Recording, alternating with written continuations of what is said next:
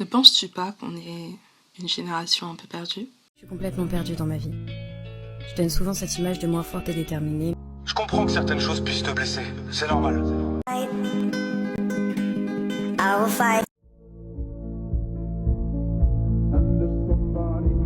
Je me rappelle d'un temps où j'étais insouciante et souriante. On m'avait promis que je tiendrais les rênes, mais cette époque me semble bien lointaine. Il semblerait que ce soit presque un problème générationnel. On vire tout à la poubelle, on n'a rien sur quoi se reposer. L'avenir semble plus que compliqué. Pourtant, c'est le sourire au nez qu'on envoie tout valser. On ouvre à présent un grand dossier, celui d'un phénomène venu tout droit des États-Unis, la grande démission. J'imagine que le confinement, ça a été une prise de conscience pour les gens. C'est peut-être pour ça aussi que les gens ont démissionné. Pourquoi parle-t-on de grande démission ? Eh bien, c'est un mouvement qui vient des États-Unis. L'année dernière, en 2021, 48 millions d'Américains ont démissionné. L'inflation augmente.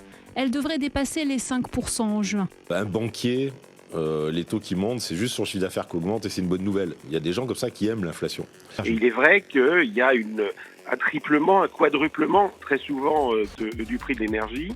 Et j'ai Lucas sur Instagram qui me dit pourquoi ne pas financer le renouvelable plutôt que de payer pour du nucléaire. En fait, il faut faire les deux. Là aussi, c'est du en même temps. Titre personnel, je me fous complètement de l'écologie, ça ne m'intéresse pas. Ah, carrément? Non, ça ne m'intéresse pas. Moi, je vois d'abord mon intérêt et éventuellement celui de la planète. Quand tu pisses dans la rue, les gens ils disent que c'est dégueulasse, alors que t'économises une chasse d'eau. C'est un coup de massue à venir dans la guerre en Ukraine.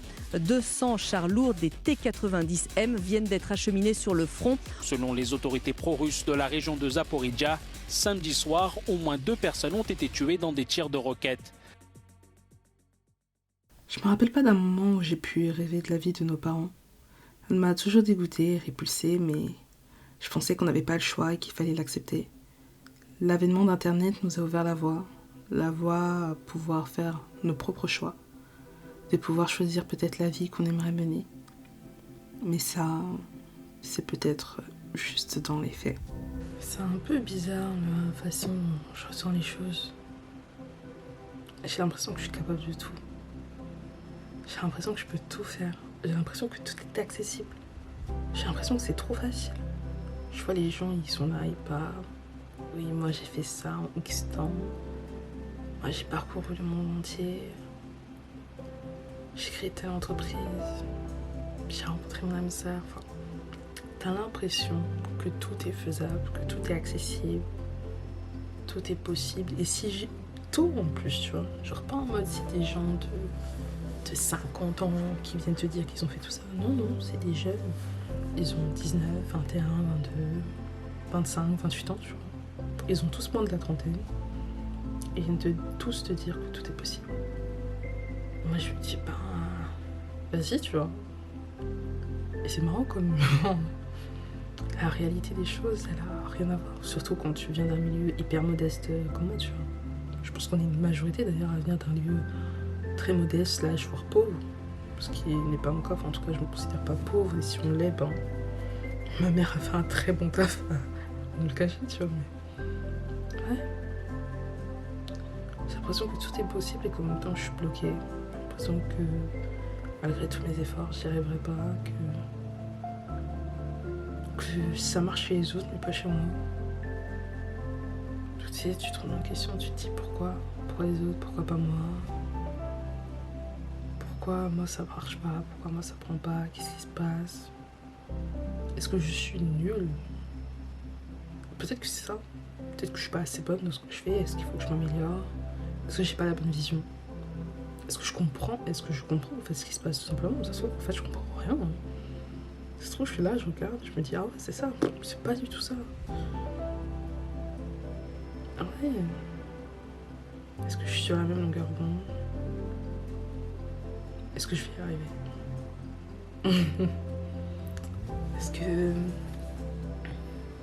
Est-ce que j'ai une chance d'arriver quelque part? Maintenant que je pourrais être tout ce que je veux, il y a comme un vide, comme un creux, comme si j'avais arrêté de respirer et que je ne pouvais plus avancer. Que faire? Comment faire? Pourquoi le faire? Moi qui avais attendu ce moment toute ma vie, pourquoi maintenant tout me quitte. C'est un peu ce qu'on retrouve au sein de notre génération. Une envie sans nom, et en même temps un mal-être grandissant. Toujours présent pour militer et faisant preuve parfois de susceptibilité. Une génération remplie de contradictions, de non-dits, mais pleine d'espoir et d'envie. Beep! Imagine I'd be doing the welcome back to my 6 a.m. morning routine and I'd just be clicking some buttons and my curtains start moving. That is some hotel shit. Pleine d'espoir et d'envie dans un monde qui brûle, dans un monde qui se consume, où on ne voit plus réellement le bout et où on a peur, où tout ce qui est mis devant nos yeux n'est qu'un leurre pour nous faire oublier la catastrophe dans laquelle on est. Je sais pas pourquoi j'ai tellement envie de penser que je vais y arriver. J'ai ce truc où je me dis que j'ai pas le droit d'échouer. J'ai ce truc qui me dit je continuerai jusqu'à la fin, mais je peux pas m'arrêter en fait. Et je peux pas me dire juste ouais, bah ça va se terminer et j'aurai pas réussi. Demain ça sera la fin du monde et j'aurai rien fait. Et c'est vrai, ça se trouve, demain tout va collapse. Tout va collapse, tout va se détruire et tout. Et que peut-être à la place de voir ça comme une fatalité, peut-être voir ça comme une opportunité. Comment, je sais pas. Comment tu pourrais voir la fin du monde comme une opportunité? Ça n'est pas, tu vois. Et peut-être qu'au final ça l'est, parce que si tu sais que tout se termine demain, si tu sais que demain il y a une fin, que peu importe ce que tu fais, l'issue elle est la même, peut-être que tu te dirais, ben pourquoi pas. Pourquoi pas tenter? De toute façon, j'ai rien à perdre. Dans 2 ans, c'est la fin du monde. Autant que j'essaye de vivre la vie que j'ai toujours voulu mener. Et si j'y arrive, je vivrai bien jusqu'à la fin du monde. Une façon un peu spéciale de voir les choses, hein. Je sais pas si elle est vraiment réaliste. Peut-être qu'à l'inverse, si demain t'apprends qu'il y a la fin du monde, tu vas vouloir totalement autre chose. Je sais pas ce que je veux. Enfin si en fait, je sais ce que je veux totalement. C'est juste que il semblerait que je n'arrive pas à accéder à ce que je veux pour l'instant. Mais sur qui peut-on encore compter? La réponse ne va sûrement pas te plaire. Mais tu es le seul qui peut te sauver. La vie est compliquée, mais j'ai envie de croire qu'il y a toujours un espoir.